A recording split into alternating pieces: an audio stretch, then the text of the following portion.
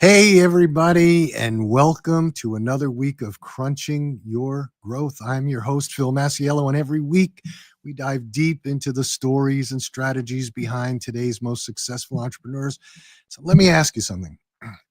When was the last time you saw a video ad that actually made you stop scrolling and then buy a product? Well, today's guest is a master of doing exactly that. Joseph Wilkins started his career producing TV commercials for brands like Google, McDonald's, LinkedIn. But when he saw audiences shifting away from traditional advertising, he adapted. 2018, he launched Funny Sales Videos, cracking the code on viral video marketing that doesn't just entertain, it sells. With over 1 billion views and 250 million in tracked sales, Joseph's built a repeatable 8-step formula, which he's going to talk about. And he's also got a free ebook.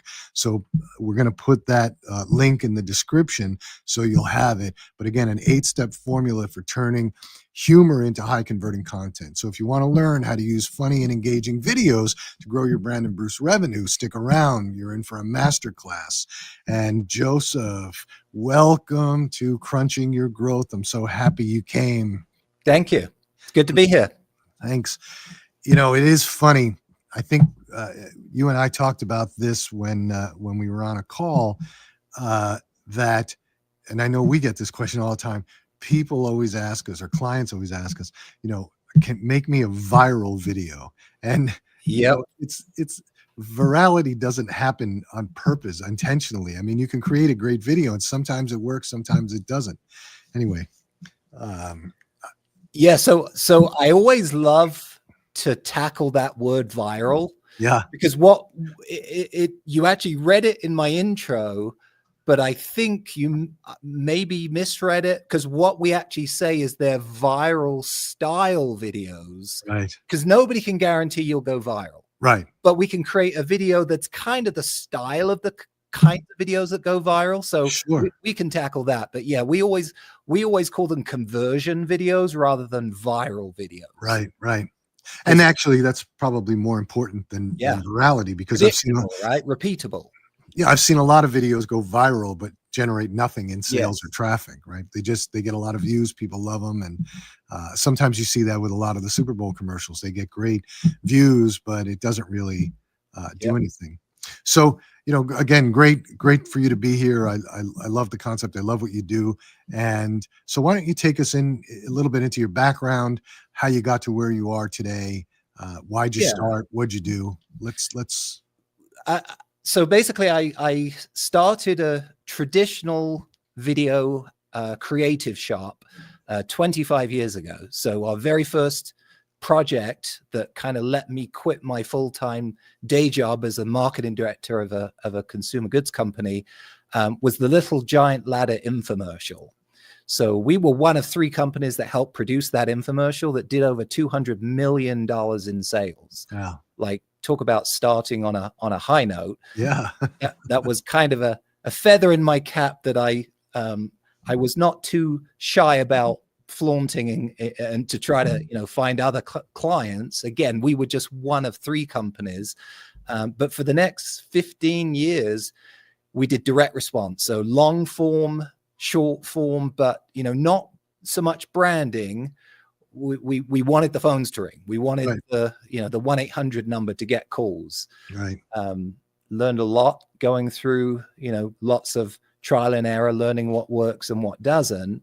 But the real pivot happened probably about 7 years ago, when we realized TV just it wasn't as effective as it used to be. When was the last time you used a remote control to scroll through the channels, if you use a remote control at all? Most of us use a mouse, or if it's a remote control, it's a connected TV, not necessarily the same way that we used to watch TV.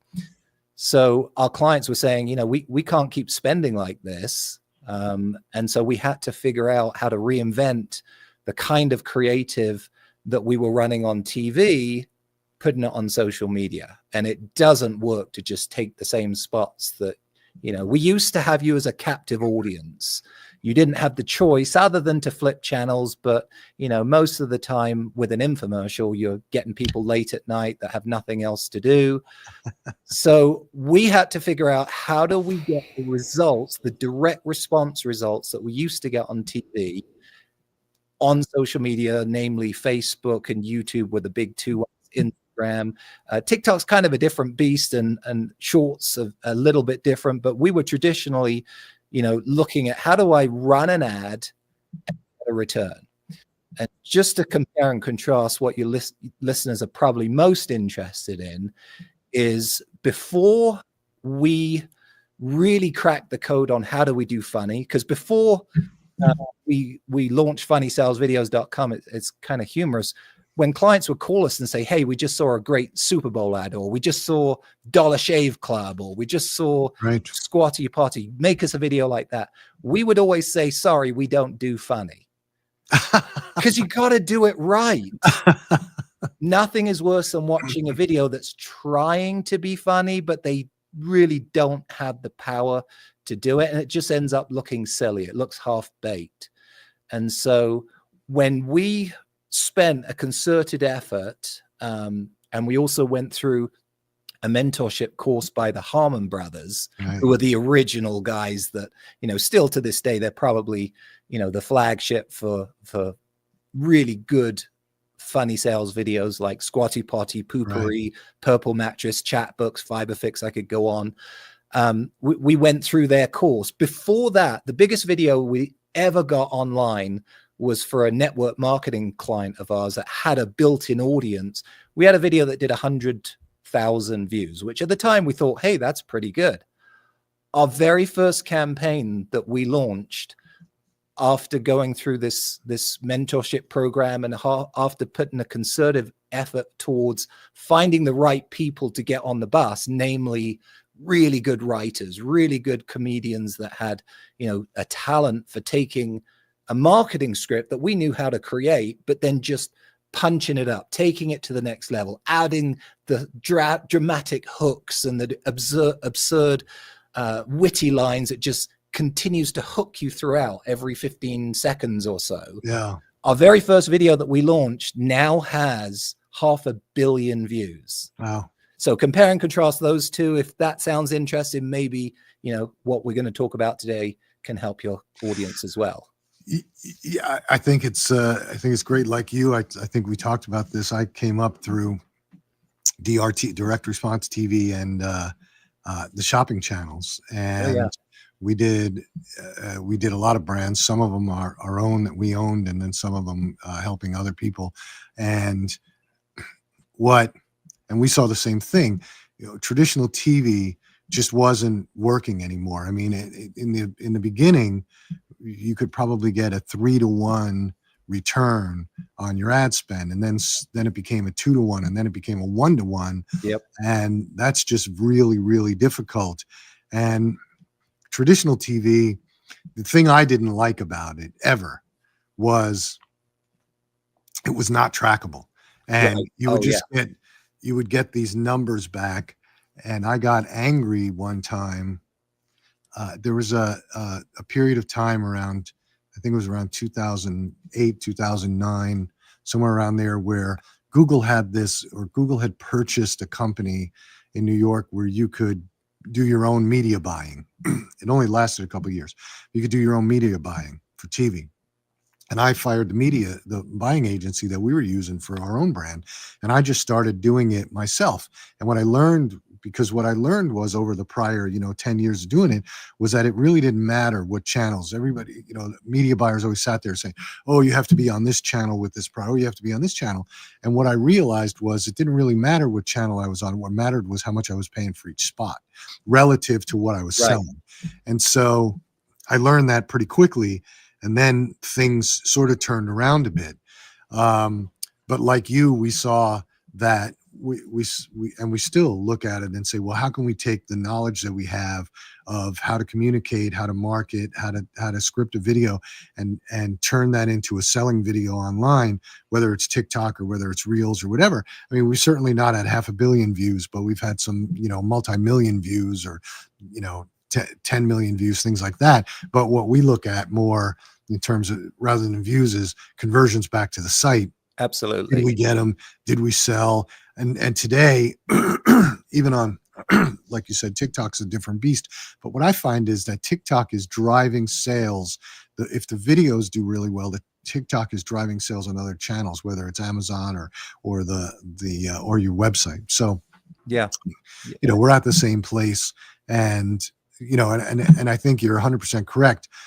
We don't internally in-house, we do the guidelines, we'll do the rough script, we'll do the marketing pitch, but we definitely push it out to other people to do both the creative and the punching up of the comedy, because comedy, it's the truth. Like, funny videos do a better job of selling than serious videos, because people don't pay attention to serious videos. Serious videos are for when you want to do, and we do these too, is when you need to do, a descriptor video of your product or something. Right, or a founder video. Yeah. It's a salad. There should be multiple ingredients in your marketing campaign. But let's be honest, we just saw the most expensive advertising real estate on the planet 2 days ago. Right. What were the majority of the ads? They were funny. Why? They were funny. People need to remember, they can't gamble with spots at $8 million or whatever they were for a 30-second spot. Right. And consumers, life is serious. Consumers don't want serious in their ads. They don't want you to sit there with a serious ad. Yeah. And so they want that minute of fun. Yeah. And that's what's memorable about it. And to your point earlier, I totally agree. Views are just views. They don't measure anything on the bottom line. But that 500 million views, the biggest metric that I'm proud of is that client was spending, obviously a ton of money on ads to get that kind of views, because it's profitable. So they continue spending. Sure. We doubled their click-through rates. That's great. So, and I mean, there's all kinds of other metrics that I could go through that show that it wasn't just a campaign to get views. It translated into tens of millions of dollars in sales. Sure. The other piece that we're focused on is connected TV, because we do see an opportunity with connected TV, because it is trackable. Yes. And you can remarket online. So we've taken sort of that knowledge base that we built over, doing DRTV and doing TV shopping, and turn that into what we can do with connected TV. And we're actually, we're doing quite well with it for the brands. And again, it's not so much, I think brands get scared when they start thinking about the number, but what we're trying to say is, look, the costs of the DSP, the costs of the demand side platforms, which is where you run them, has come down so much that it doesn't require $20,000 or $30,000 a month anymore. You can get on with $10,000 and test and try and see how you like it. But it's all trackable. And so exactly what's happening, who the target is, who you've hit, and then you can remarket online, and that's when you see the conversions hit. Right. Yeah, we do. So we create these campaigns that are, on average 2 to 3 minutes, which a lot of people are like, hey, there's no place in this world for 2 or 3 minute ads. They've got to be 15 seconds, shove the call to action down your throat before people click away. Well, our data tells us otherwise. David Ogilvy, a legend, used to say, the more you tell, the more you'll sell. Yeah. And how do you tell? Well, you got to earn attention first. Then you've got to get people to lean in to a story. Then you can give them a product and a call to action and an offer. But until in our world, it's all about leaning into that hook, then realizing, oh, they're actually telling a story here that is me, or that shows my problem. And we find for connected TV that if we run the longer version, we typically get higher conversions than running the shorter version, but there's a lot of platforms where you can't run the longer version. So, we're not media buyers. We work with people like you and other agencies that do the media buying for us. But we find that, it's fantastic to follow up on people that have already seen the long version, or prepare them before they see it. And it brands in a way that no other medium does. Like, you know, back in the day of infomercials, we didn't care about branding. We cared about buy your ShamWow now, right? Forget you if you don't buy. But we find that these campaigns are both direct response and branding, both in one, because you remember them and you're primed for retargeting and all of the other stuff. There's a guy that I am linked up with, a guy named John Evans, who's the CMO of a company out of the UK called System One and System One Group, and they analyze commercials, TV, online, or whatever, and they determine the points. They have some sort of an algorithm where people are watching it and they can determine what the points are that those people related to. Anyway, the point is that what they're discovering, System One, is that longer form, 90 second to 2 minutes, is actually outperforming short form, 30 second, 1 minute. And so you're starting to see, like TikTok, I think now you can do 2 minute. I think they're up to 3. Yeah. You know, YouTube, obviously you have choices, whether you just want to do shorts or whether you want to do YouTube videos. And then I think Reels now is up to 2 minutes. So, you know, I think everybody's starting to understand it. And certainly on Facebook, you can do 2 minutes. Right. So there are ways to do it. And obviously on connected TV, you can do it. And then, but they do give the customer the option to click off after, I think, 45 seconds or a minute. But you can look at whether or not they stuck with it.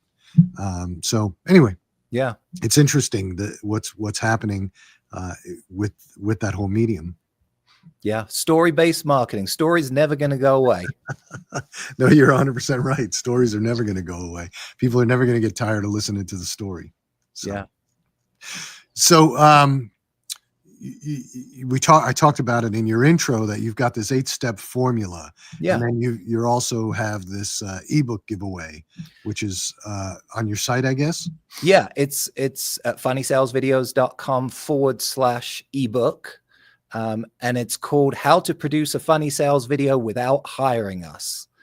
So we're giving away all of our secrets, but it's 8 simple steps that anyone can use, you know, whether you're going to do the highest production like we try to do, or whether you're literally pulling out your iPhone and filming. Most of those steps, if you add those into your process, you know, from my experience, you'll see results. You know, skyrocket's kind of an overused word, but you know, you'll see better results than you did before. So I can run through real quick what those steps are if you want. Sure, that'd be great.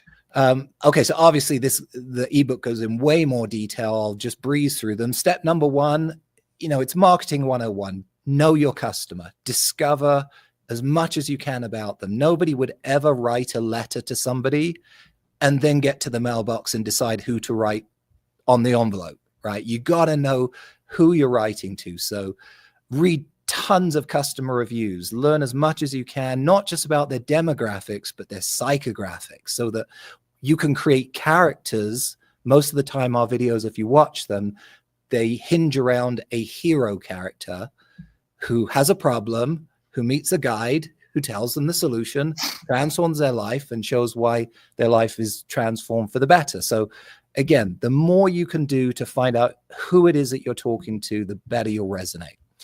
Step 2 is the brainstorm process. So a lot of people get stuck here. They don't know where to start. And I always say the best thing to do when brainstorming, and this goes in any, you know, avenue that you're looking to create something, is just to throw out judgment, like toss it aside and create as many ideas, as many bad ideas as you can. I always tell my clients that in our brainstorming sessions, our goal is to come up with 50 terrible ideas. like literally the worse, the better. I mean, you're laughing, but that then I'm laughing for a different reason, and I'll tell you after. Okay, good. That then leads to good ideas. Like if you have a a blank wall or whiteboard and you write out 50 terrible ideas, I guarantee you that at least 5 of them have legs. Yeah. Yeah. You want to tell a story? Yeah. I was in the shaving business about 15 years ago, and we developed a shaving brand, and we started out, we had come off a really big win with skincare, and we were doing the traditional things to market, and we had a video and we had some things, and nothing was sticking. And I got everybody together and with a whiteboard, and I said, we need some ideas on doing something. We have to break through the clutter. We're not getting through. Something is wrong. And the ideas that people came up with were just terrible. And we were writing them all down. And as I'm writing them down, I'm going to myself, that's just a terrible idea. This is just a terrible idea. And we got to probably had 20 terrible ideas. And finally, we were looking at them all going, well, this one's actually not as bad as we thought. Yeah. We might be able to do something. And anyway, it took about 6 hours of brainstorming, and we came up with something, which we executed on, and it worked. And so I was laughing when you were saying, all these bad ideas, but sometimes bad ideas become good ideas. Absolutely. Yeah. We say quantity over quality and then quality, right? So in our world, we throw out 50 bad ideas, and 9 times out of 10, there are 5 ones in there that are actually good ideas with a little bit of tweaking. So what we do is we take those 5 good ideas, we rework them. I mean, I'm, now in the days of AI, ChatGPT, you put in what, is the beginning of a concept, and there's all kinds of crazy good ideas that will come from that. Sure. So we refine our best 5 ideas, and, the wisdom of the crowd is always better than the individual, right? You've watched Who Wants to Be a Millionaire. The best lifeline isn't 50-50. It isn't ask a friend. It's poll the audience. So the more people you have in your kind of creative group, in our world, we have about 10 writers, 8 to 10 writers. We're all throwing ideas on a Google Doc because we're all remote. But we'll take those 5 ideas and everyone will throw an idea in, and eventually it'll become a concept that I can pitch these 5 different concepts to a client. And most of the time, the biggest problem is I can't pick. They're all good, or at least 3 of them are good. And you don't want to Frankenstein a video and take a piece of this and piece of that, unless, there's an obvious reason to. But ultimately, we pick our winner and we go to step 3, which is the scripting. So I've already spoken about how in our world, the character really needs to resonate, right? Whether it's a clone of the ideal customer avatar or whether it's the opposite, it's a totally fantastical character. I mean, think about the Squatty Potty, the pooping unicorn that poops ice cream and a mythical prince. That's not the ideal avatar, but it's so creative that you'll still enjoy it and relate to it. You've got to create that hero's journey of a problem, a guide that gives them the solution, and then show why their life is better. Russell Brunson, who I actually did a campaign for, he preaches there's 3 reasons why your video doesn't work. It's either the hook, the story, or the offer. We can get to the offer in a minute, but that story is really key. You got to create something that will get people's attention and lead them through that buyer's kind of, I didn't know this product existed, if it was a blue ocean product, or yes, I knew this product existed, but I didn't know you existed. If it's a red ocean product, you got lots of competitors. But you got to fill that script with enticing hooks. Everyone talks about the importance of a hook. You've got a second, if that, as I'm scrolling through, people at lightning speed, it's crazy. It used to be, 3 to 5 seconds. Now it's a second. Literally your first frame has to be analyzed. Yeah. And so you got to create that opening hook, but that's not enough anymore. Every 15 seconds or so, if you don't give them a piece of candy, they're not going to eat the vegetables in between. And so every 15 seconds, you got to have a joke or a stunt or a crazy experiment or just something that unborifies your video. But we are always creating scripts as a team sport. No one person is good enough to write this kind of script.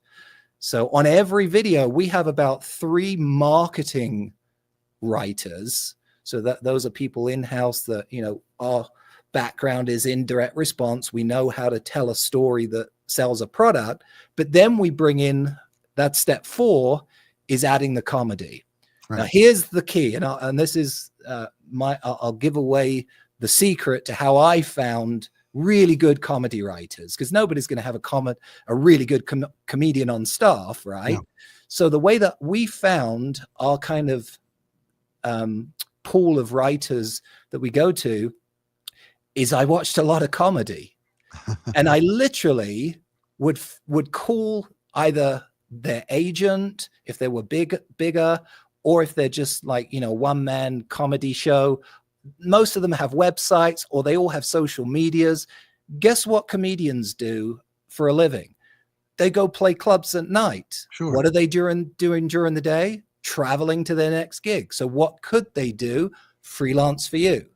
Now, a word of warning, comedians are not good at script writing. They're terrible at telling stories, but they're fantastic at reacting.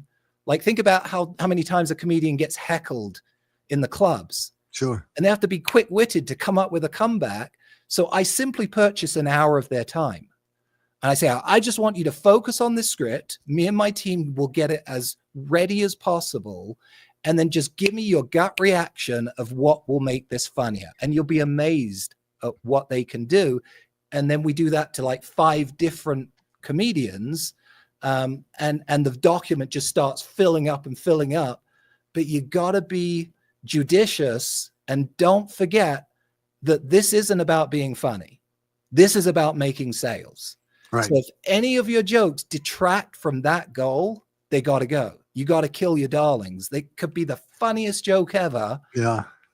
But if it paints your product in a bad light, or it's a counterculture, and that's a whole nother conversation. But, you know, most companies, you know, they're worried about, well, what will this do to my brand?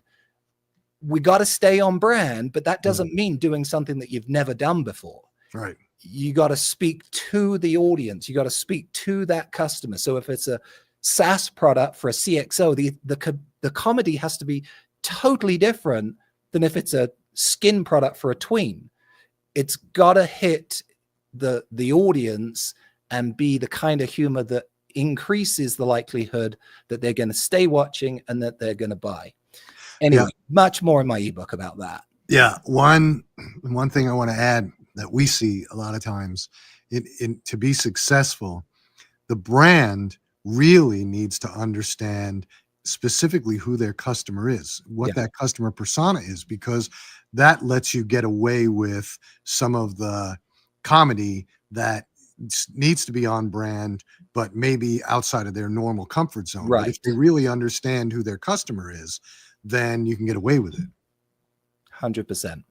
Yeah. Okay, so that's step 4, is adding the comedy. Step 5, here's where I say a lot of the stuff that I've gone through, anyone can do, with the exception of adding comedians, right? If you're going to do, I always say being not funny is worse than being like, if you're going to make a funny video, you got to do it right or not at all. That's my opinion. There's way too many videos out there of companies that try to be funny, but end up looking silly. And to me, that's just like, you got to do it right. And so find really funny people to help you with the script. That's the first thing that you shouldn't do yourself, is add in the comedy. The second thing, with very few, I'd like your take on this, but with very few exceptions, for a funny video, people should not try to act and be their own spokespeople in those videos. It's been done a few times. You know, Dollar Shave Club is obviously the poster child example of a founder, but most people don't know that he was actually a comedy scout, in a comedy troupe during college. To deliver really good comedy, you gotta find the right actors. Doesn't mean you can't maybe be a supporting character or highlight. You know, I've seen this done where the founder of the company is almost made fun of. Like, it's funny because he makes light of himself, of how boring he is to like deliver facts and figures or something like that. But you shouldn't really be your own star of the video if you don't have good comedic timing. And that's very hard to do unless you do it as a living. Yeah. Well, you're right. Dollar Shave Club. He was he was with a comedy troupe, but he was also trying to do stand up. That's what he got to California to do. So he had those chops, and he had that funny bent to him, you know, and I think personally, you know, again, we were in the shaving business when that came out. I thought what he did was just fantastic, and it was great. And it was, you know, he hit lightning in a bottle. Yes, he did. But I agree with you. You can't, even if you are the CEO or the president or the founder and they're making fun of you in the video, it really has to be good to pull that off. Yeah. If not, you need to get people. There are certain types of videos that we do that we use the founder, but that's more telling the brand story, of course, talking to the customers. That's not really a sort of eye-catching, you know, video. That's just part of, you know, everyday work. Yeah. But when it comes to these types of videos, you really need professionals, not fully honed in professionals, but people that are not the brand, people that can pull it off. So we say the two most important elements to a successful, funny video campaign. Now, obviously I'm talking about the creative. There's obviously, you know, your website, the CRO, there's the media buying, and there's the creative. Those to me are the three legs of a successful campaign. But for us, the two most important things are getting the script right and getting the actor right to deliver that script. Right. Obviously, you got to have a good product, but assuming that's a given. So a lot of people are surprised to hear we look at about 100 actors for every hero character that we cast. Yeah. Like, and here's a pro tip. Auditioning actors costs nothing. Yep. Like, you can call up your local acting agency, and I almost shouldn't say this, but sometimes that gives me inspiration.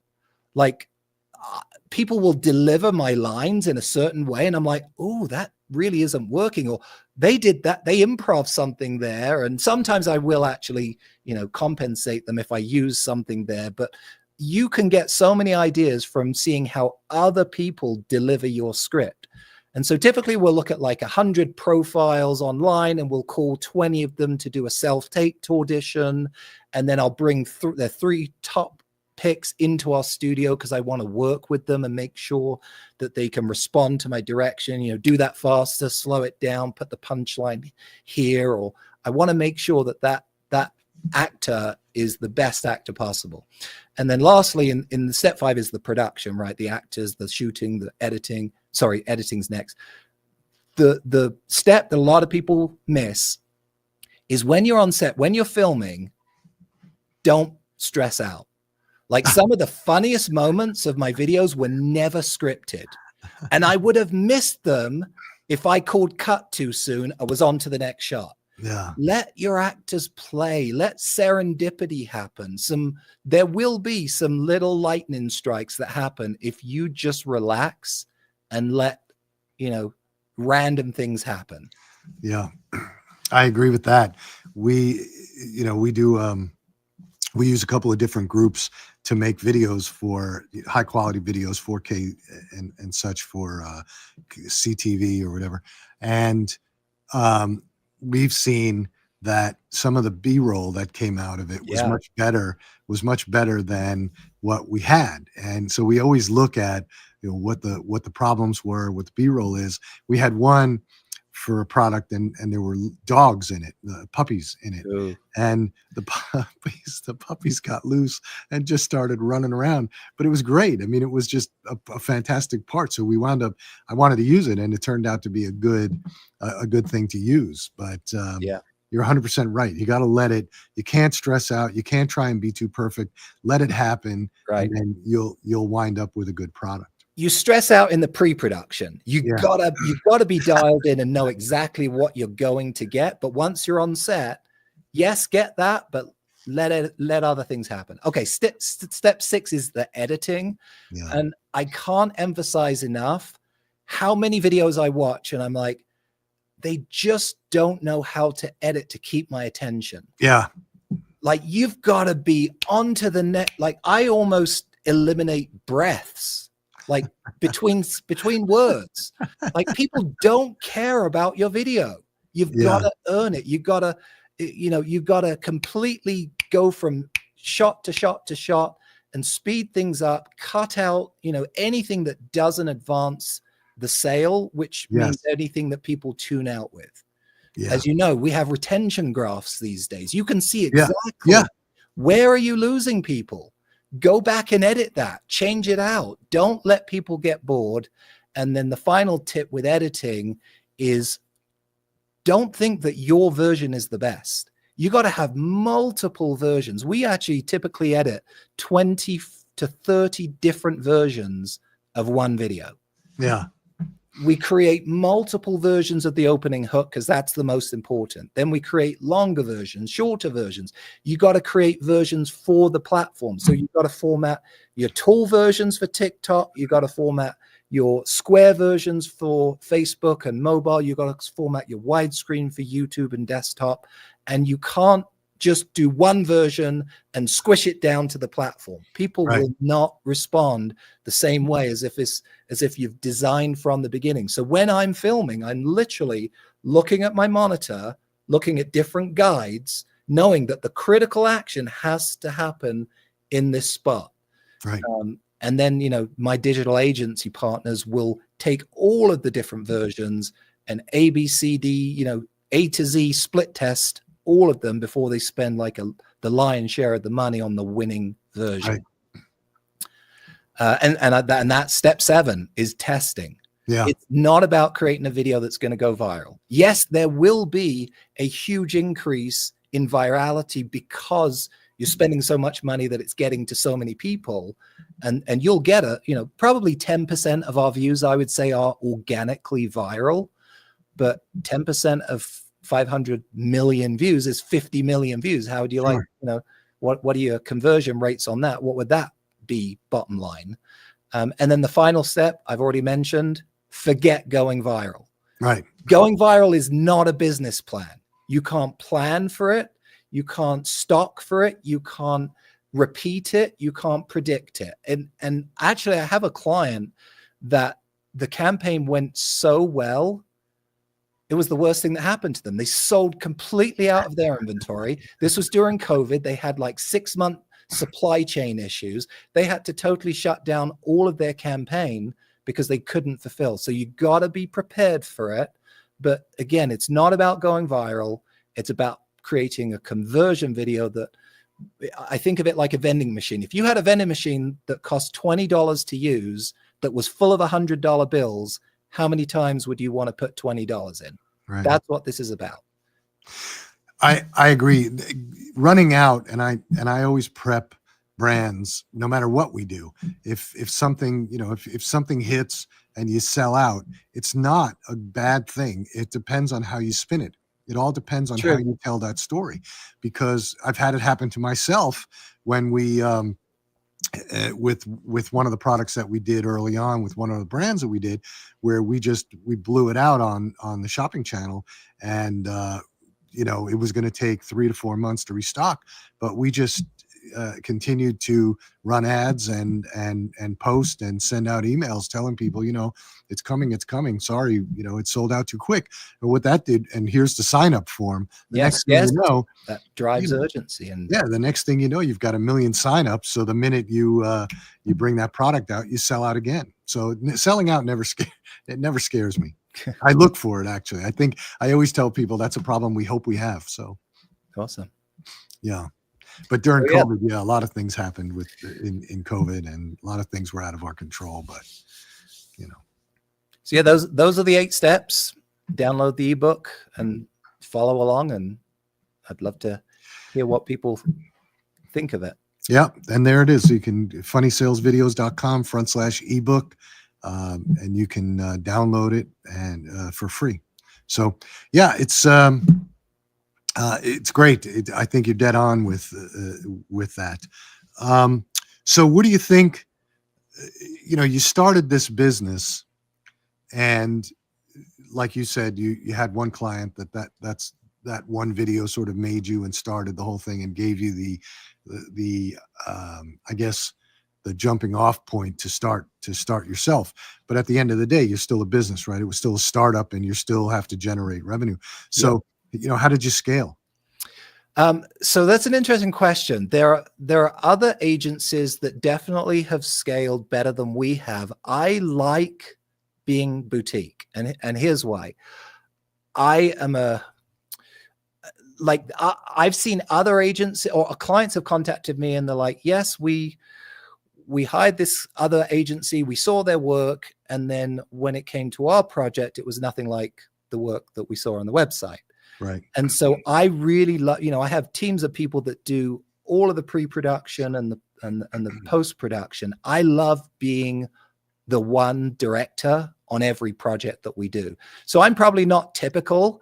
I love being able to produce the same quality of work over and over again. I've scratched my head trying to figure out, how do I scale up? Because we do only take on a certain number of clients per year. And to me, it's more about being better rather than being bigger. I want the next hit to be bigger. I want the next client to be bigger. I don't necessarily want to, grow this agency to be huge and then sell it off. That's not really I'm more of a creative. I'm in it for the passion of the creative product rather than the bottom line. That's probably terribly un-American, but as you can tell, I'm not. I'm a Brit living in America, so maybe that gives me some grace.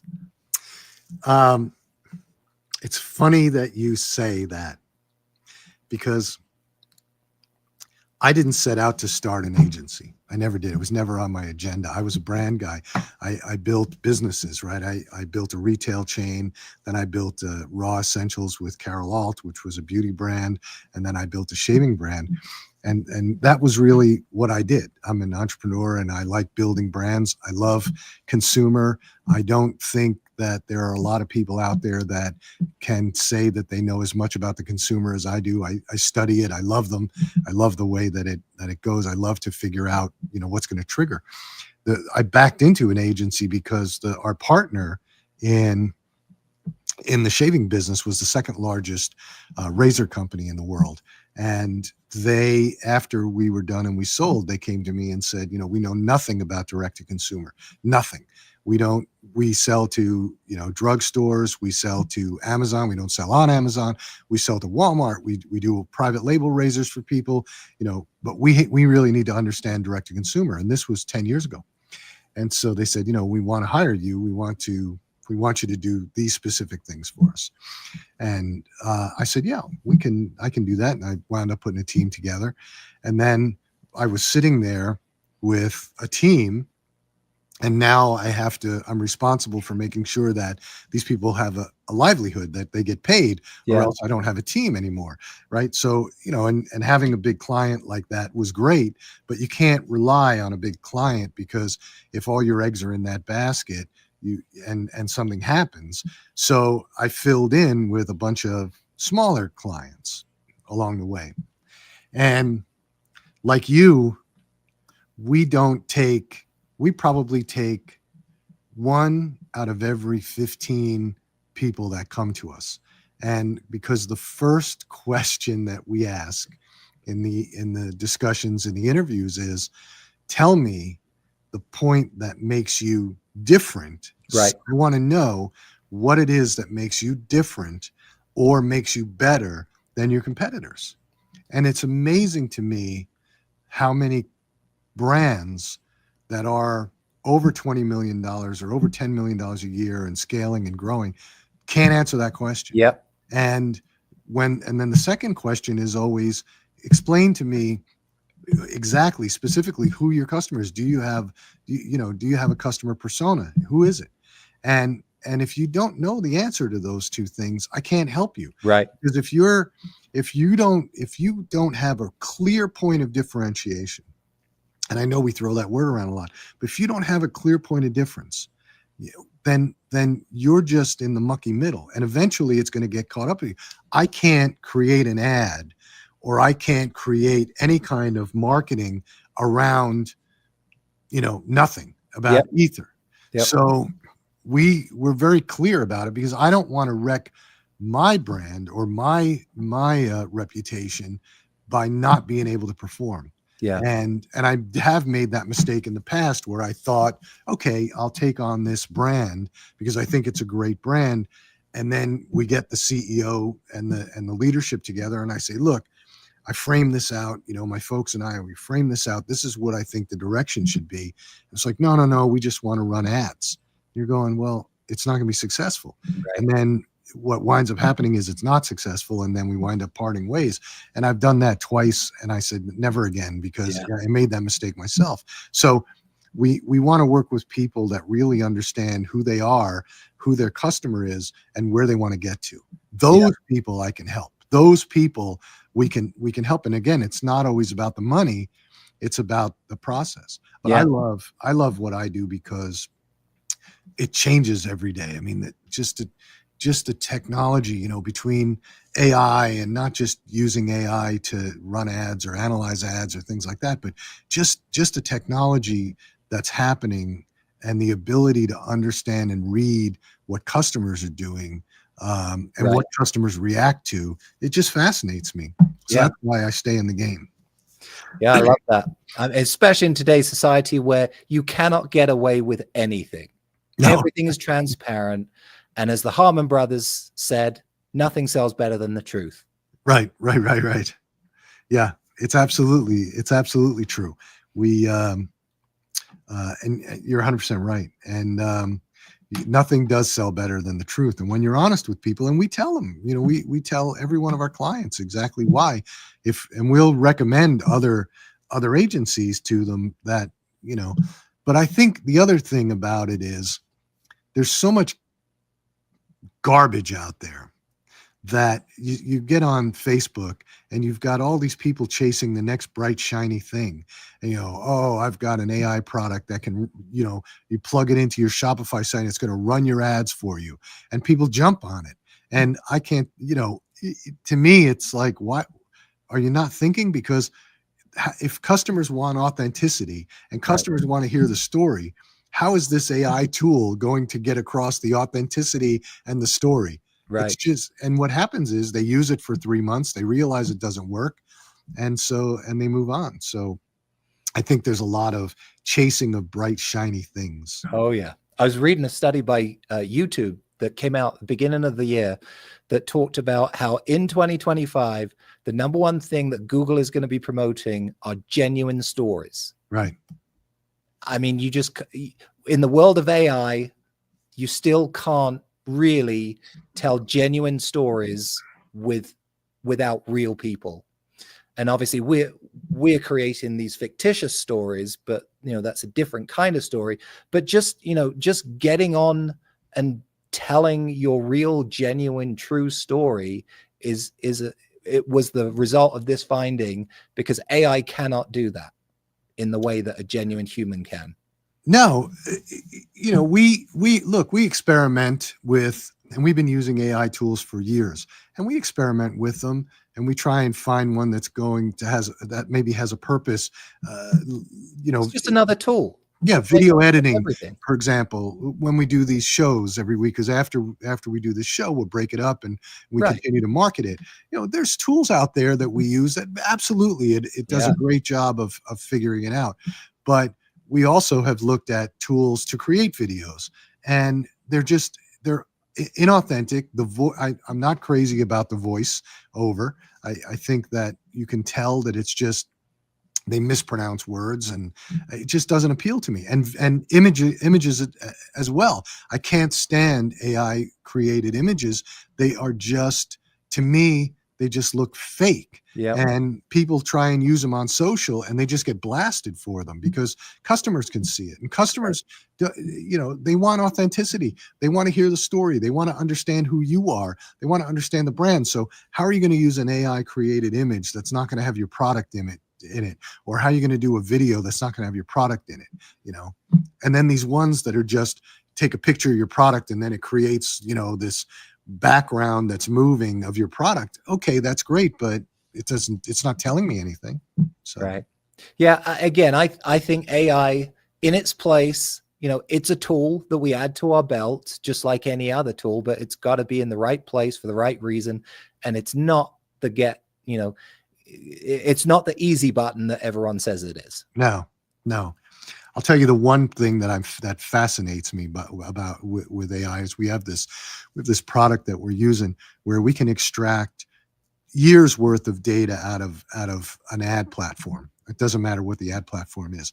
Just pull that raw data in, and within 20 minutes, it will have analyzed that data and come back and told me all the problems that occurred and how to rectify it. And that to me is just what AI should be all about, because it's just fascinating to me. Right. Because I could never do that manually. Yeah, exactly. It's like Amazon has just started, you know, when there's a product, and we love it because when we have a potential client, the first thing we do is read reviews. Right. Well, it now has a tool that you can basically just summarize all of the reviews and give me the top features and the top complaints. Like, that's a perfect example of how AI should be used. Gather raw data that will take you forever to assimilate, and just click a button. And, you know, there's definitely huge pluses to AI. And if used right, you know, it has a place in what we do. Absolutely. Absolutely. Well, I hope people take advantage of your free ebook. We'll put that in the description of the show. We'll put that link in there. And then where can people find you aside from funnysalesvideos.com, LinkedIn, or? Yeah, LinkedIn's probably the best place. I'm probably a hypocrite. I tell all my clients, you know, you got to be on social, got to be on social, got to be on social. I do a lot of, you know, these kinds of interviews. I find it more fun to have conversations than, you know, but yeah, I mean, LinkedIn is probably the best place to go. But, you know, for most people, just go to funnysalesvideos.com, waste some of your time, buy some of my clients' products, make me look even better. Yeah, that'd be great. Yeah, that'll be fantastic. We'll put that, obviously, your website will be in the link as well. And then anything else you want to leave people with? Any parting words? I guess my parting words would be, for a business that's thinking, is this for me? You know, should I try this? Again, you know, I'm not trying to get business here. I'm saying, if you think your company isn't right for funny, it's probably perfect. Because it means that your competitors have come to the same conclusion. And so the more boring and stodgy your business, the more ripe it is for disruption. And anytime you're looking at anything, you want to have a first mover advantage. So even if it's you pulling out your iPhone along with my guide and following those steps, I highly recommend the least likely you think you are, or the least likely you think your boss would be to approve something like this, the more I say, go champion it. That's fantastic advice. And I think you're probably right. You know, the more you think that you're not, the more you think you're not right for it, the better off you are. Yeah. Yeah. Well, again, I thought it was a great show. Thank you. Huge thank you for sharing your expertise. And again, if you want to dive deeper, check out his podcast, How to Make a Video Go Viral, or visit funnysalesvideos.com to see his work in action. And there is a free button on funnysalesvideos.com for a free consultation. If anyone wants to just have a one-on-one with me, my schedule's kind of busy, but you know, if there's a time, anyone wants to have a chat, go to funnysalesvideos.com and fill out that form. That's great. That's very generous. Very generous of you to do that. But again, I'm Phil Masiello, and I will see you next week.